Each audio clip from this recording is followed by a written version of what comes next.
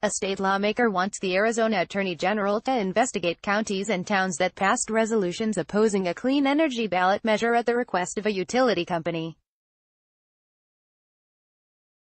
Democratic State Representative Ken Clark argues that these resolutions violate state laws prohibiting the use of public resources for the purpose of influencing an election.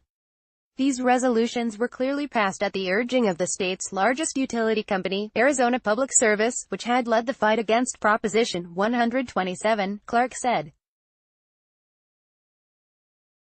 In his October 23 letter to Arizona Attorney General Mark Brnovich, Clark wrote that public money shouldn't be used to promote political views on behalf of private corporations like APS. At a follow-up press conference on Wednesday, Clark said that candidates across the state need to stand up to shady tactics from the powerful company. It's the elephant in the room, Clark said.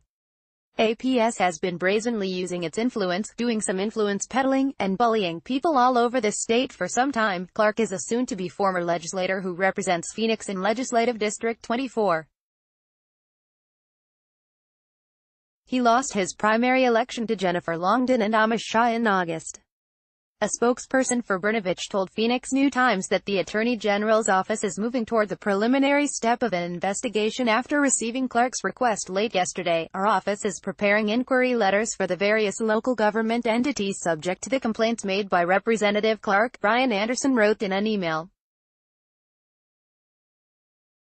This is the first step in an investigation. Proposition 127 is a proposed constitutional amendment sponsored by liberal political action group Next Gen America. If voters approve the measure, it would require Arizona utilities to generate 50% of their electricity from renewable sources like solar and wind by 2030. Both sides have unleashed a torrent of money in the fight over the ballot measure. So far, an opposition committee funded by APS parent company Pinnacle West has spent nearly $22 million to oppose the measure, while the Prop 127 campaign committee has spent $17.6 million.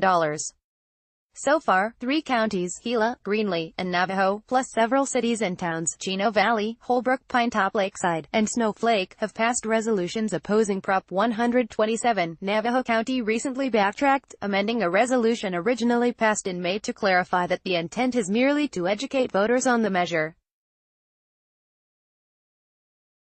Additionally, the Council of the Navajo Nation passed a resolution formally opposing Prop 127 in July. Arizona laws state that counties, cities, and towns cannot use public resources to influence an election, including ballot measures. Violations could result in a civil penalty, up to $5,000. Clark joined former Corporation Commissioner Bill Mandel and Chandler attorney Tom Ryan for Wednesday's press conference at the Capitol, where they reiterated the call for Brnovich to investigate. Mandel, who recently lost in a Democratic primary to rejoin the Corporation Commission, called the resolutions an illegal scheme led by the utility. What I find so concerning, and so typical, is that APS believes the ends justify the means, Mandel said. They have used these rural counties and cities and towns to accomplish their goal.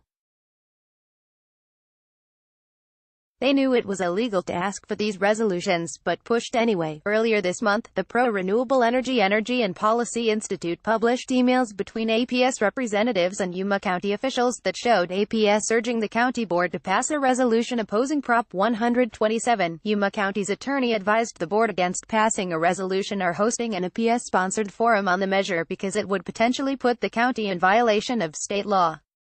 Among the emails published by EPI was a message from APS Community Affairs Manager Anna Chalk, who repeatedly asked Yuma County to allow APS to give a presentation on Prop 127, even after the county declined her request.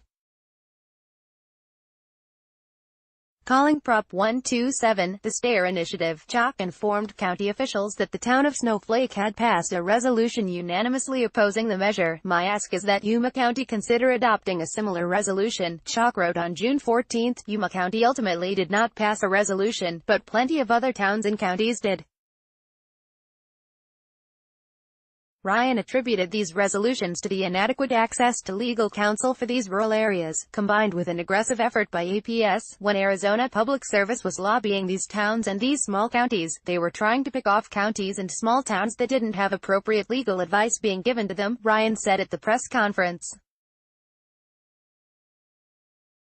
The request for comment to APS was not returned.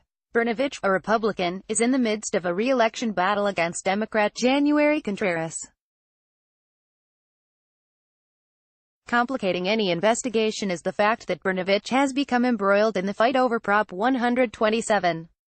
He intervened to add language to the ballot measure that said the Prop 127 mandate would take effect, irrespective of cost to consumers, delighting opponents of Prop 127, who deployed the phrase in ads.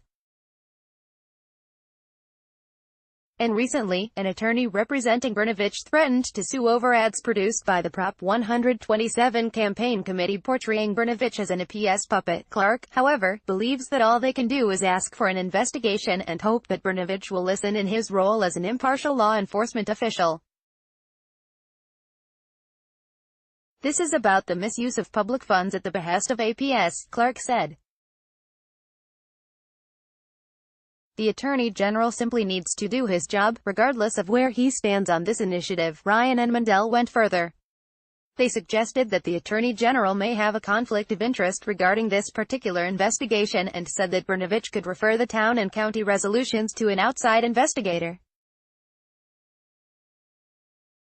If he believes he can't investigate this matter impartially and thoroughly, then he should recuse himself and farm it out, transfer it to a county attorney or other law enforcement agency that can, Mandel said. This article has been updated with a response from the Arizona Attorney General's office.